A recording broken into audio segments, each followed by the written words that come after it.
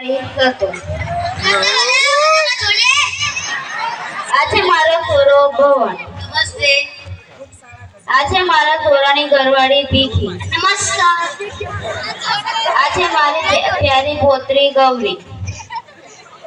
આજે અમારા ગામના માસ્ટર સાહેબ ગોપાલભાઈ.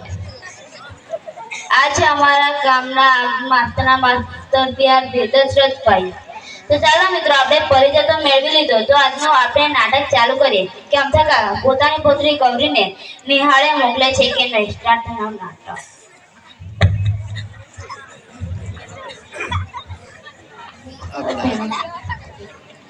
सोती है क्या?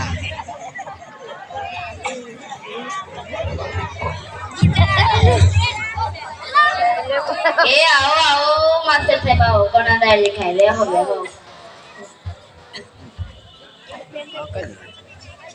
गौरी ચોકલેટ ખાવી છે? ગાડી આવું પડશે. હો કેમ આવો છો માસ્ટર? કાકા કેમ છો? મજામાં છો ને? હા આજે મજા. આમ થયું કે જરા મળતો આવ. બહુ વાર થયો. ભલે ભલે પધાર્યો. હો બેટા, તમે છે માસ્ટર સાહેબ આવ્યા છે.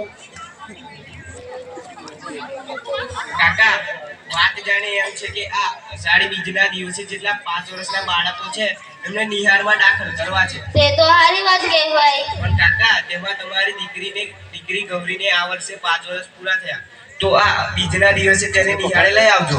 માસ્ટર સાહેબ, તમે મારા માથા ઉપર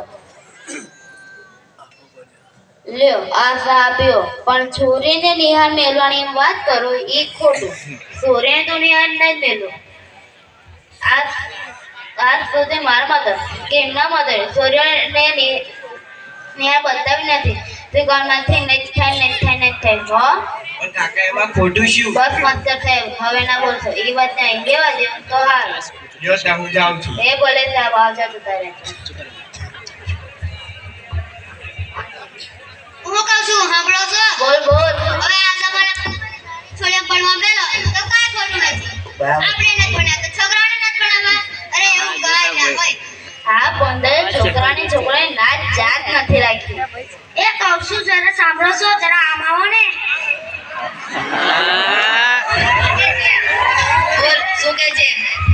તમારા બાપાને સમજાવો. આ વખતે તો મારો વિચાર ગૌરીને ભણાવવાનો છે. હું નથી ભણી તેથી મને ખૂબ જ અગવડ પડે છે.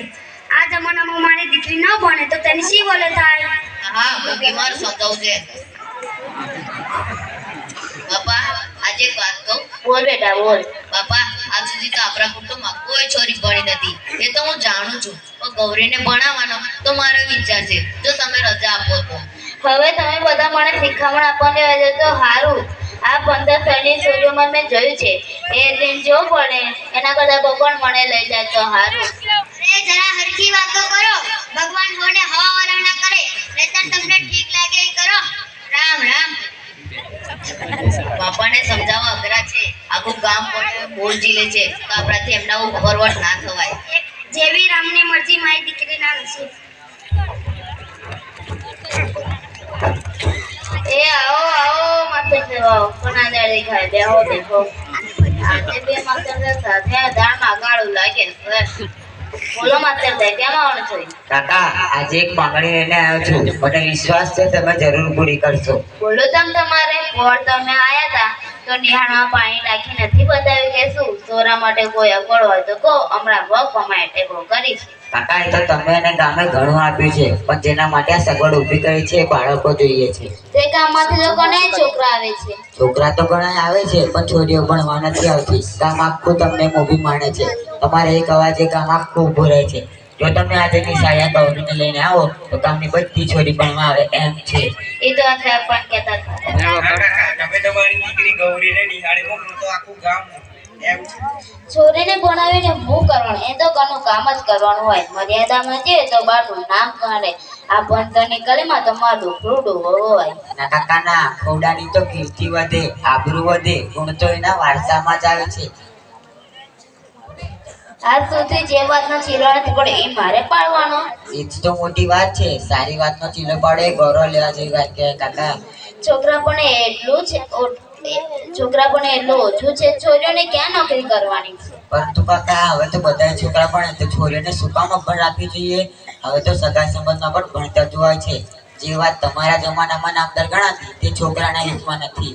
રામ રામ રામ, કયો જમાનો આવે છે જે બે ટાઈમ રોટલા કરે, ઘરનું કામ કરે, મર્યાદામાં જે વાતનું ગર્વ જ નીકળી ગયું છે. કાકા આપણે જરા વિચારીએ કે જે સ્ત્રી આપણા ઘરમાં પરણીને આવે તે સ્ત્રી મરે ત્યારે માત્ર અસ્થિ બહાર જાય છે, તે સિવાય બહાર નીકળી શકે?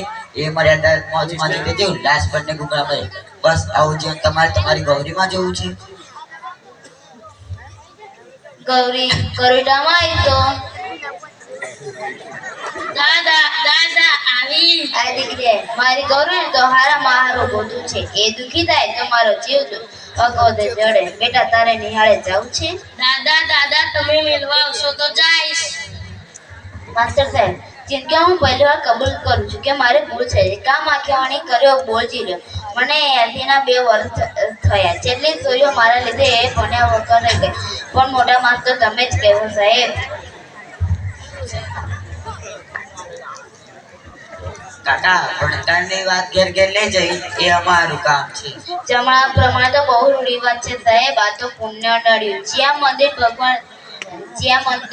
ભગવાન સામે માફી માંગો અને માગું તો એ ભગવાન માફ ના કરે એવી મેં ભૂલ કરી છે. પણ સાહેબ આજથી એક પણ છોરી ભણ્યા વગર ના રહે છે એવી હું મહેનત કરી. અષાઢી બીજના રોજ ઢોળકડે આખું કામ ભેગું કરીશ અને મારી છોરીઓને એ ગામની છોરીઓને નિહાળ મોકલી. હે ભગવાન, આજ એટલું માંગુ છું કે આ અષાઢી બીજ સુધી મને જીવતો રાખજે. મારે મારી દીકરીઓને ગામની છોરીઓને નિહાળ જતી જોઈ છે.